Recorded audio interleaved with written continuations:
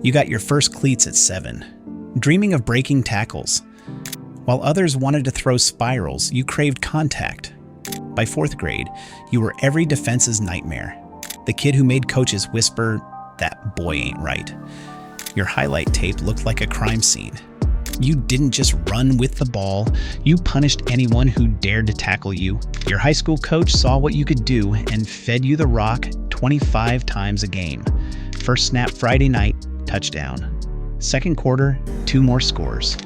By halftime, parents from the other team were screaming at their defensive coordinator while you sat on the bench, barely breaking a sweat. You weren't just winning games, you were ending coaching careers. Those Friday night lights, they were all for you. Recruiting was a circus, 5-star status, all the big programs calling. You had more highlight reels than the quarterback had completions. College coaches promised you'd be the centerpiece of their offense. "We're going to build around you," they said. And why wouldn't they? You were averaging 200 yards a game, making defenders look like they were running in quicksand. You chose the powerhouse program with the best O-line. Smart move. Freshman year, you're splitting carries, learning the system. By sophomore year, you're the guy. The stadium erupts when you touch the ball because everyone knows what's coming. Violence disguised as athleticism. You break the school's single-season rushing record. Make the all-conference team. ESPN drafts you in the first round of their Heisman watch list. Junior year, you're unstoppable. Over 2,000 yards from scrimmage, 22 touchdowns. But it's cool. You're going pro anyway. Why risk another season of wear and tear? The combine is your personal showcase. You run a 4.440, bench 225 pounds, 23 times, and dominate every drill. And you're wearing a custom suit that costs more than your mom's car. You sit at the green room table with your family, waiting for your name. The first 10 picks fly by, no running backs. The commissioner walks to the podium again. With the 27th pick in the NFL draft, the Chiefs select not you. The Packers pass. The Bills take a linebacker. Finally, with the last pick of the first round, you hear your name. The room applauds politely like they do for every pick. You smile for the cameras, but inside you're seething. 26 teams passed on you, including 6 that took receivers. Welcome to the modern NFL, kid. Your rookie contract is decent money, but nothing like the QBs or edge rushers. 4 years, partially guaranteed. Your agent reminds you to save. Running backs rarely get second contracts, let alone big ones. But you're different. You'll be the exception. Training camp is your first taste of NFL reality. Veterans don't talk to you much. What's the point? You'll be gone in 4 years, replaced by some other young buck who doesn't have 600 college carries on his odometer. The offensive coordinator talks about a committee approach and situational football. Translation, you'll be splitting carries with that 29-year-old journeyman who somehow keeps finding work despite averaging 3.7 yards per carry. Rookie year starts promising. You break a 50-yard run in your first game. The crowd goes wild.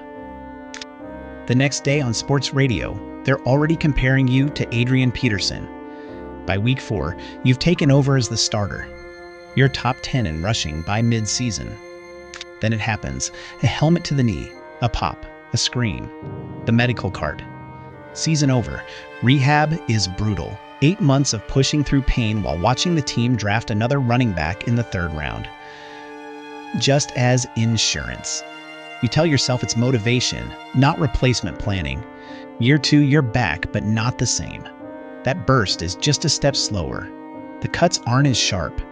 You still manage 1,200 yards from scrimmage and 8 touchdowns. The team calls it a success. The analytics nerds online say you're replaceable and league average in the yards after contact.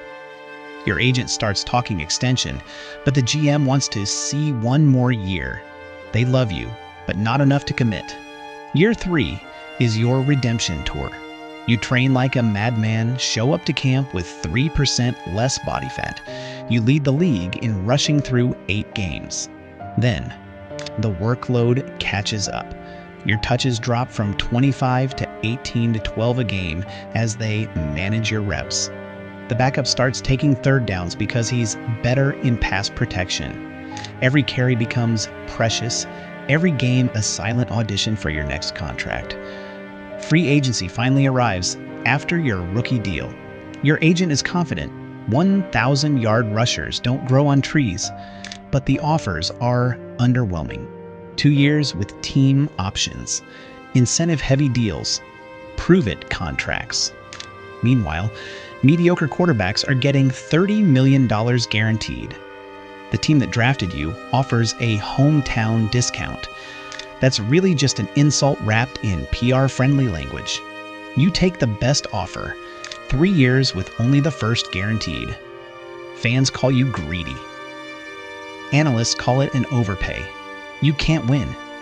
Your new team immediately drafts a running back in the 4th round. Competition brings out the best, they say. What they mean is they're already planning for your replacement before you've even moved into your new apartment. The offensive line is worse than advertised. The scheme doesn't fit your running style. By midseason, you're splitting carries with the rookie. The beat writers start articles with, "While still effective, ... the kiss of death for any running back over 26. Year 6, and your body is a roadmap of football trauma. Both knees have been scoped. Your shoulders click when you raise your arms. Your toes are permanently crooked. The team doctors know you by name and birthday without checking the chart. You still remember what it felt like to make that first cut and accelerate, but your body has forgotten.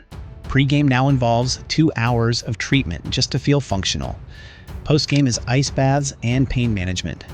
Tuesday is your only good day. Monday, you're too sore. Wednesday, practice starts the cycle again. They restructure your contract before the final year. For cap purposes, they say. Really, they're just cutting your pay while maintaining the ability to release you without penalty. You agree, because what choice do you have? The backup from last year is now the hot new thing. While sports talk shows debate whether you have anything left in the tank. You're 27 years old. The beginning of the end happens suddenly. Week 3, routine carry up the middle. You plan to cut, and your body just doesn't respond. The defender you would have made miss 2 years ago now hits you square.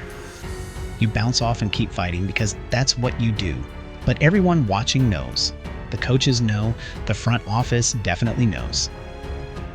You've lost a step, and in your position, 1 step is the difference between a starter and the street. Mid-season, they tell you they're going in a different direction. The kid needs more carries. You're relegated to 3rd downs and short yardage, the football equivalent of being put out to pasture. You watch from the sideline as the rookie breaks one of your runs for 60 yards and the crowd roars louder than they ever did for you. Even your fantasy managers have abandoned you. The final indignity comes in week 14. Healthy scratch. Your jersey hangs in your locker while you watch in street clothes. The rookie fumbles twice. You know you could have helped, but nobody asks your opinion. In the offseason, they release you with a tweet and a press release, thanking you for your contributions. 3 paragraphs to summarize a career that cost you your physical health and youth. You get one more chance, a veteran minimum deal with a team desperate after injuries. You pass the physical, barely. You learn the playbook, impress in practice. First game, you break a 22-yard run and it feels like old times. Second game, 2 touchdowns. For a moment, you think maybe there's a second act. Then reality, pulled hamstring, IR at Bernie. Released with an injury settlement. Just like that, you're a former NFL running back at 29. No farewell tour, no ceremonial carry, no gold watch. Nothing but silence from a league that used your body until it broke and then moved on without a second thought. Your career highlights get packaged into a 45-second montage when the rookie who replaced you breaks one of your team records. The announcers mention your name with that tone. He was a good one in his day. You watch the games on Sundays now, feeling phantom pain when you see hits that you used to deliver and absorb. The league has changed. More passing, more committees, fewer feature backs. Running backs are getting drafted later, paid less. You text with the guys still playing, but the conversations are always the same. Bodies hurting, teams looking elsewhere, the constant anxiety of being replaced. Remember that feeling when you first got the ball at 7 years old? How everything made sense when you were running. That pure joy of breaking tackles and finding daylight. Nobody warns you that the price for those moments is a body that aches when it rains and knees that can't handle playing with your kids. For a few glorious years, you were the man with the ball. The one player that could silence an entire stadium with one cut. Now you're just another name on the list of backs who came and went. Your career a cautionary tale about the position with the shortest shelf life in professional sports.